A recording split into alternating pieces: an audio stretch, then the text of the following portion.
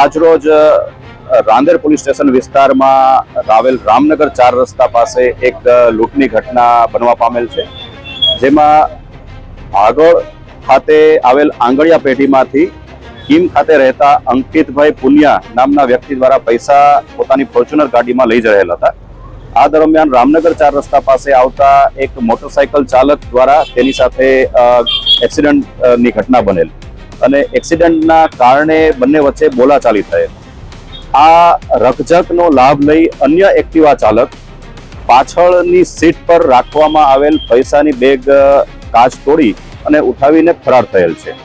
સમગ્ર ઘટના જે બનવા પામેલ છે તેને ડિટેક્ટ કરવા માટે સુરત શહેર police crime branch, zone 5 LCB team તથા રાંદેર પોલીસ સ્ટેશનની અલગ અલગ ટીમો દ્વારા હ્યુમન ઇન્ટેલિજન્સ અને ટેકનિકલ સર્વેલન્સના આધારે ગુનો ડિટેક્ટ કરી આરોપીઓની ઓળખ કરી આગળની કાર્યવાહી ચાલુ છે।